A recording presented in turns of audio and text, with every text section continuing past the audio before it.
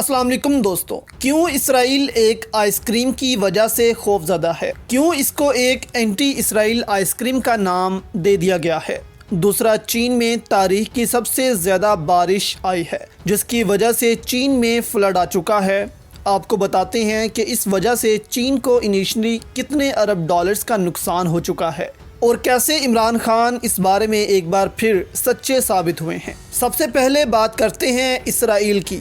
تو ایک ice cream brand نے اسرائیل کو دنیا میں ذلیل کر کے رکھ دیا ہے۔ اس آئس کریم برانڈ کا نام ہے بین اور جیریز۔ آپ اس کو نہیں جانتے ہوں گے، لیکن امریکہ اور یورپ میں یہ آئس کریم بہت مشہور ہے اور آئس کریم برانڈ یونیلیور کے انڈر ہی آتا ہے۔ اب اس آئس کریم نے اسرائیل کو ایسا للکارا ہے جو آج تک کوئی مسلم برانڈ بھی نہ کر پایا ہوگا۔ آپ کو بتاتے ہیں کہ اسرائیل دن بدن فلسطینیوں کے علاقوں پر قبضہ کرتا جا رہا ہے اور اپنی بستیاں تعمیر کر رہا ہے، جس وجہ سے فلسطین کا علاقہ دن بدن سکڑتا جا رہا ہے، جبکہ اسرائیل کا ایم ہے کہ ایک دن فلسطین کو ختم کر دیا جائے اور زمین کا ایک بھی ٹکڑا فلسطین کے لیے نہ چھوڑا جائے۔ پہلے نیتن یاہو اس فرض کو پورا کر رہے تھے اور اب اسرائیل کے نئے وزیر اعظم نفتالی اس مشن کو آگے لے کر چل رہے ہیں۔ نفتالی نے آتے ہی اعلان کیا تھا کہ وہ اسرائیلی بستیوں کو آگے بڑھائیں گے، جبکہ اب شیخ جرہ کا علاقہ اسرائیل کی نظروں میں ہے، جس کو ان یہودیوں نے اپنے علاقے میں شامل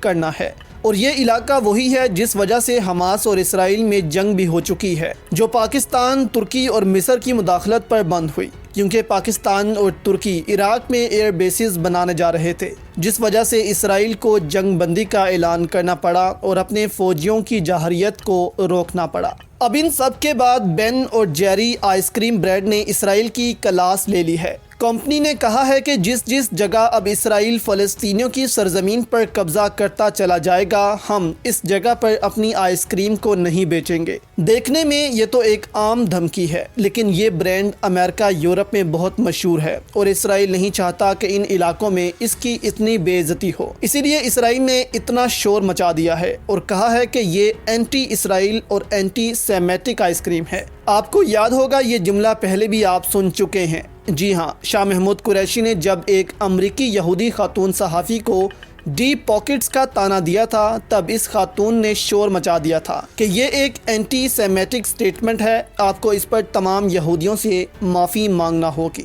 اب پھر سے اس آئس کریم کے خلاف تمام یہودی ایک ساتھ مل گئے ہیں اور اسرائیل نے امریکہ سے مطالبہ کیا ہے کہ اس آئس کریم کا امریکہ میں بھی بائیکاٹ کیا جائے۔ دوسری جانب اسرائیلی پی ایم نے کہا ہے کہ میں اس کمپنی کو اتنا نقصان پہنچاؤں گا کہ یہ خواب میں بھی سوچ نہیں سکتے۔ اس سے پہلے بلیک لیوز میٹر پر بھی یہی آئس کریم برانڈ ٹرمپ کو بھی خوب کھری سنا چکا ہے، جبکہ ٹرمپ کے خلاف تو اس آئس کریم نے ایک نیا فلیور بھی متعارف کروایا تھا، جس کو ٹرمپ کے مخالفین نے خوب خرید کر کھایا تھا۔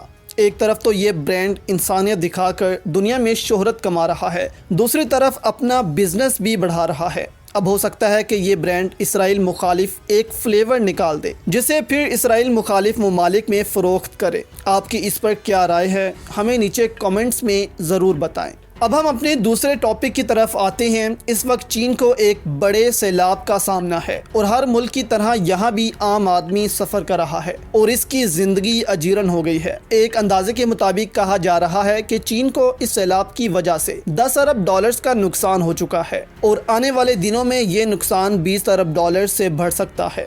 یہ سیلاب چین کے صوبہ ہینان میں آیا ہے، جو اپنی یونیورسٹیز اور ریورز کی وجہ سے مشہور ہے۔ اس کے بارے میں یہ بھی کہا جاتا ہے کہ چین کی تہذیب کا آغاز بھی اسی علاقے سے ہوا تھا اور اس علاقے میں بہت سے پاکستانی اسٹوڈنٹس بھی موجود ہیں جو اپنی تعلیم حاصل کرنے کے لیے چین گئے ہوئے ہیں۔ کہا جا رہا ہے کہ 1000 سالوں میں چین میں اتنی بارشیں نہیں ہوئیں جتنی ان چند دنوں میں ہو چکی ہیں، اسی لیے چین کا آج یہ حال ہوا ہے، جس کی ایک بڑی وجہ گلوبل وارمنگ بھی ہے۔ عمران خان بارہا یہ کہہ چکے ہیں کہ دنیا کو سب سے زیادہ خطرہ گلوبل وارمنگ سے ہے، دنیا اس پر اتنی توجہ نہیں دے رہی جتنی دینی چاہیے، اسی لیے آج دنیا میں سیلاب وغیرہ آنا معمول بن چکا ہے، کیونکہ دنیا میں گرمی بڑھتی جا رہی ہے اور گلیشیئرز پگھلتے جا رہے ہیں، جس وجہ سے یہ سیلاب آ رہے ہیں۔ اگر آج دنیا نے گلوبل وارمنگ کو کنٹرول نہ کیا تو آنے والی دنیا کیسی ہوگی کوئی نہیں جانتا۔ آج اگر چین کو 10 ارب ڈالرز کا نقصان ہوا ہے، جرمنی میں سیلاب نے اربوں کا نقصان کیا ہے یہی پیسہ اگر گلوبل وارمنگ کو کنٹرول کرنے پر لگا دیا جاتا تو اتنا نقصان نہیں ہوتا آج۔ آپ کی اس پر کیا رائے ہے؟ ہمیں نیچے کامنٹس میں ضرور بتائیں۔